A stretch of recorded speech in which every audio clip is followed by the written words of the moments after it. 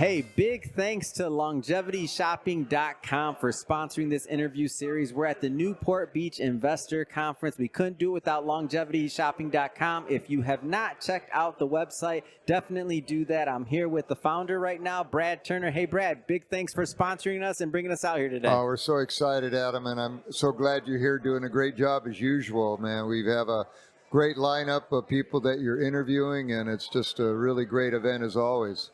LongevityShopping.com. Check it out.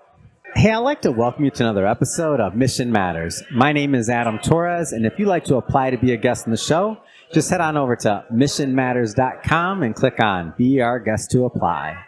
All right, so today I am in Newport Beach Investor Conference, and let me tell you, having all kinds of fun. I've been listening to pitches, been talking to investors, been meeting with investors, companies that are raising money, and all of the above. I mean, it's been a lot of fun to come every year. And my next guest is Alan. Alan, welcome to the show.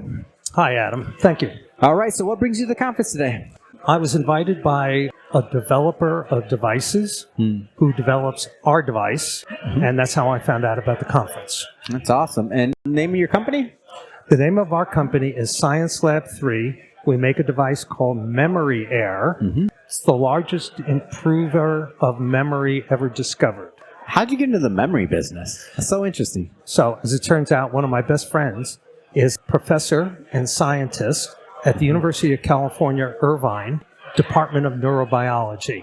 And he's been studying for 30 years plus the connection between your ability to smell and your ability to remember. Interesting. And that's the seminal discovery he makes, that your ability to remember is really dependent upon your olfactory or your smell ability.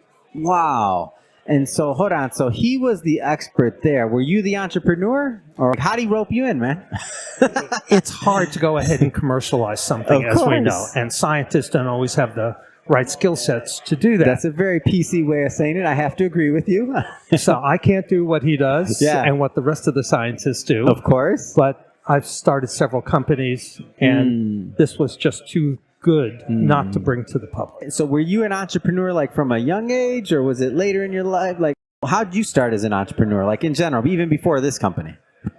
I went to work for large organizations and in marketing in universities and for nonprofits. Yeah. And while I was there, a good buddy of mine who was a professor at Pepperdine called me up and said he has a marketing issue with one of his students who is a dentist.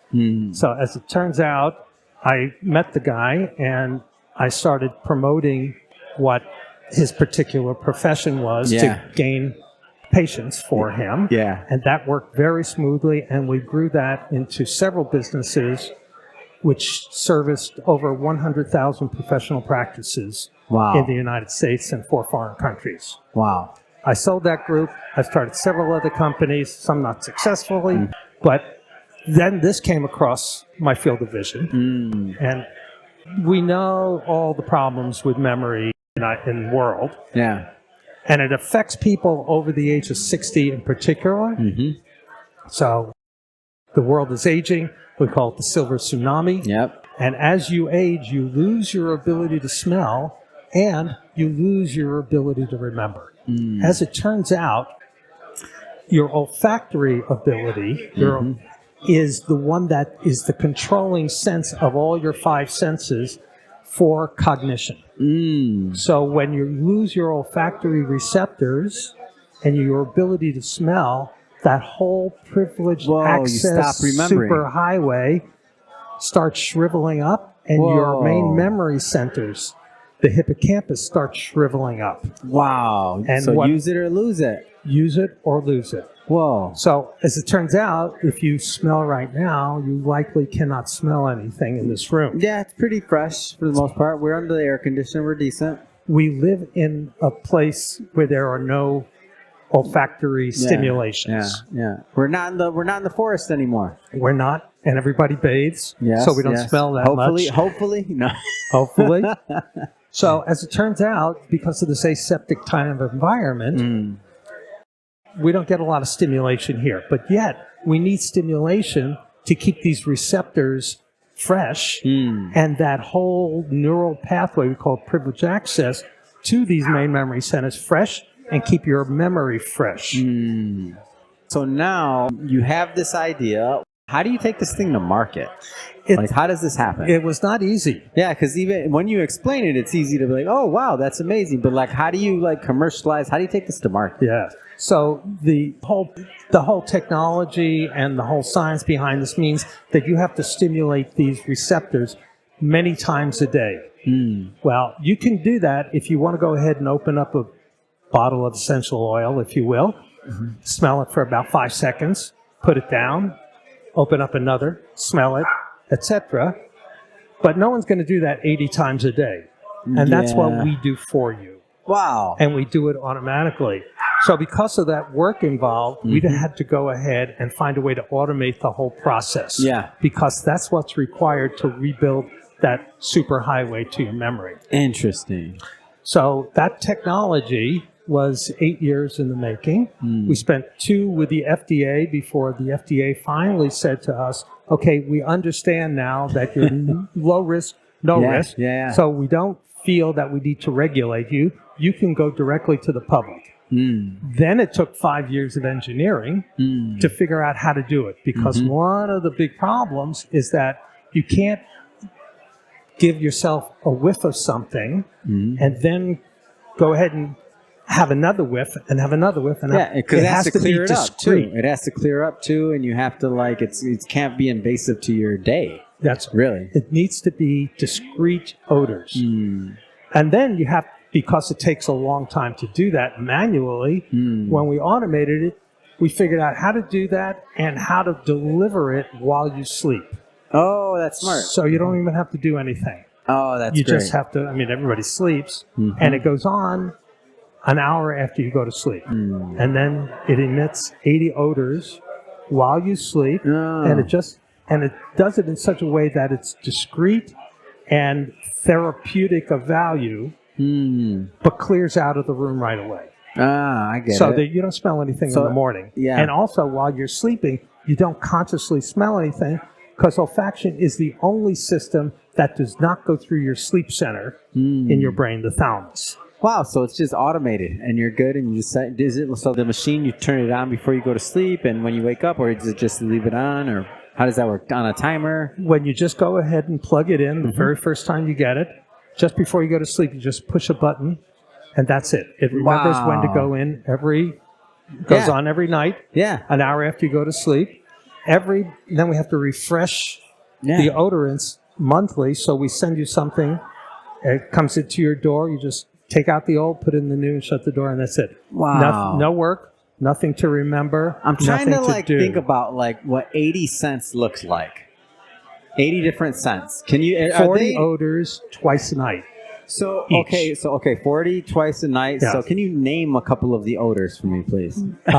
No, we don't share that. That's proprietary information. Oh, so it's not so just to be clear. No, but this is a good question, because I'm thinking about you think, one, when you talk about odors or scents, you're like, okay, is one potpourri? Is one I think candles when you say this. Yes, and probably most people would think that. So yes, as you said, but you did answer the question. It's proprietary, and they're not your off-the-shelf odors / am I saying that right? Odors or odors or odorants. That's fine. Okay. Or scents. Scents. Okay. So people can actually replicate this themselves if they wanted to. No, but no one is going to take an hour and a half not for 40 daily. Different. No. And do this. No, but that's my point being, though, is that if you happen to be awake or something, I know it's non-invasive and it's a smaller scent, but it would be things that if you did wake up and if you did happen to notice, it's going to be things that you're used to smelling, is my question, I guess. So the science shows that all the odors have to be pleasant. If they're not pleasant, then it doesn't work. Hold on, you can't throw a skunk in there? No, you can't throw a skunk or something else. You can't throw anything else in there.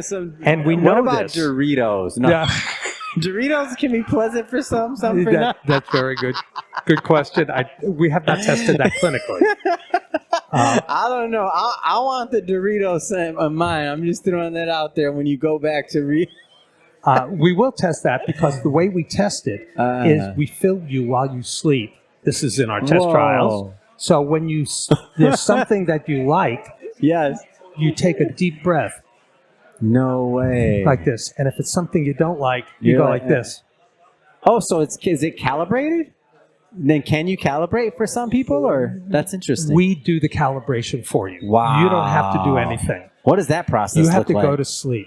Well, that's what the scientists figure out. No, I mean like length of time, I mean. That's what I mean. Like to get through the test, would it be a week, a month, a couple nights? So it goes on an hour after you go to sleep, and it stays on periodically for 5.5 hours. Yeah. So basically 6.5 hours from the time you shut your eyes. And most people sleep that length of time. Yeah, of course. And so in my understanding though, like when they were doing the calibration part, there had to be like focus groups or something like that for the what you were talking about, filming them. Well, we're not the only scientific lab who works on this. Of course. There are half a dozen and probably only half a dozen labs in the world at universities who work on this particular issue. Oh, that's so fun. Of olfaction and cognition. Yeah. So it's when we read their literature in peer-reviewed journals, that's how we know what they're doing. And that's how they know what we're doing. I see. I'm always curious and get to like, how did the development get done? But that makes a lot of sense when you say that, like, because that's the way to also get it.